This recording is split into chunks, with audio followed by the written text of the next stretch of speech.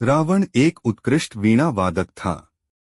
रावण सभी राक्षसों का राजा था। बचपन में वह सभी लोगों से डरता था क्योंकि उसके 10 सिर थे। भगवान शिव के प्रति उसकी दृढ़ आस्था थी। इस बात की पुख्ता जानकारी है कि रावण एक बहुत बड़ा विद्वान था और उसने वेदों का अध्ययन किया था। लेकिन क्या आपको पता है कि रावण के ध्वज में प्रतीक के रूप में वीणा होने का कारण क्या था?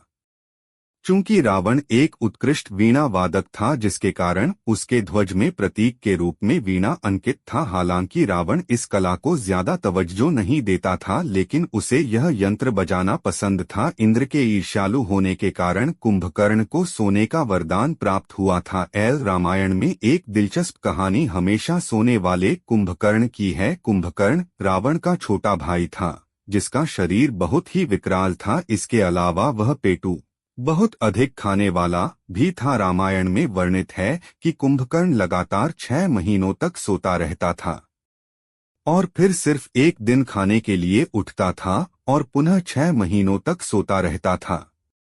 लेकिन क्या आपको पता है कि कुंभकर्ण को सोने की आदत कैसे लगी थी? एक बार एक यज्ञ की समाप्ति पर प्रजापति ब्रह्मा कुंभकर्ण के सामने प्रकट हुए और उन्होंने कुंभकर्ण से वरदान मांगने को कहा। इंद्र को इस बात से डर लगा कि कहीं कुंभकर्ण वरदान में इंद्रासन न मांग ले। उन्होंने देवी सरस्वती से अनुरोध किया कि वह कुंभकर्ण की जिह्वा पर बैठ जाएं, जिससे वह इंद्रासन के बदले निद्रासन मांग ले। इस प्रकार इंद्र की ईर्ष्या की वजह से कुंभकर्ण को सोने का वरदान प्राप्त हुआ था। नासा के अनुसार रामायण की कहानी और आदम का पुल एक दूसरे से जुड़े हुए हैं।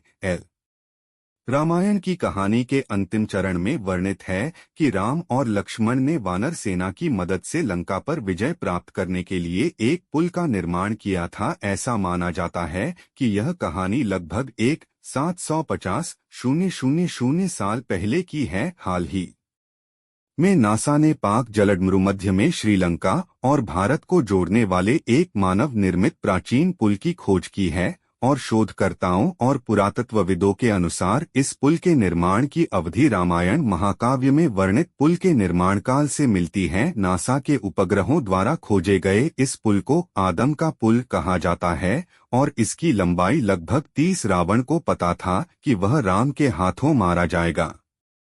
रामायण की पूरी कहानी पढ़ने के बाद हमें पता चलता है कि रावण एक क्रूर और सबसे विकराल राक्षस था, जिससे सभी लोग घृणा करते थे। जब रावण के भाइयों ने सीता के अपहरण की वजह से राम के हमले के बारे में सुना तो अपने भाई को आत्मसमर्पण करने की सलाह दी थी। यह सुनकर रावण ने आत्मसमर्पण करने से इनकार कर दिया और राम के हाथों मरकर मोक्ष पाने की इच्छा प्रकट की। उसके कहा कि अगर राम और लक्ष्मण 2 सामान्य इंसान हैं तो सीता मेरे पास ही रहेगी, क्योंकि मैं आसानी से उन दोनों को परास्त कर दूंगा, और यदि वे देवता हैं तो मैं उन दोनों के हाथों मरकर मोक्ष प्राप्त करूंगा। आखिर क्यों राम ने लक्ष्मण को मृत्युदंड दिया? रामायण में वर्णित है कि श्री राम ने न चाहते हुए भी जान से प्यारे अपने छोटे भाई लक्ष्मण को मृत्युदंड दिया था। आखिर क्यों भगवान राम ने लक्ष्मण को मृत्युदंड दिया था?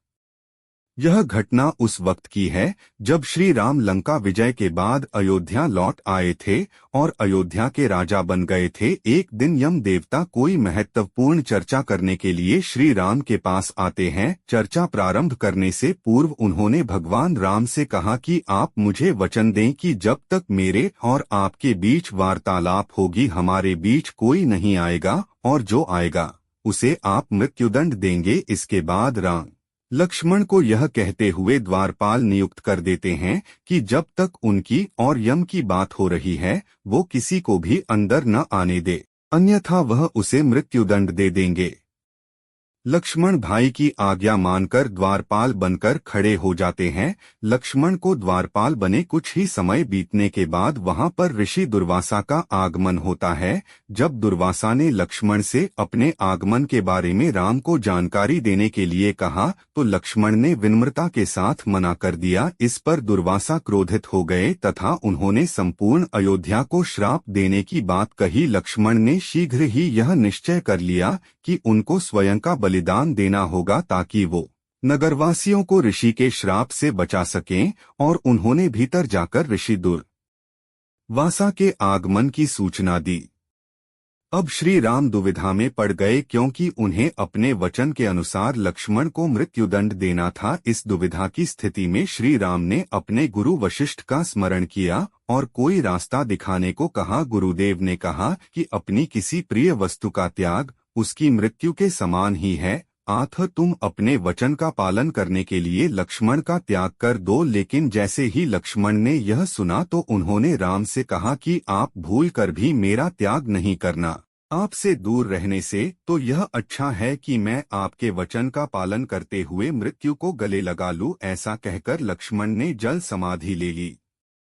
राम ने सरयू नदी में डुबकी लगाकर पृथ्वीलोक का परित्याग किया था।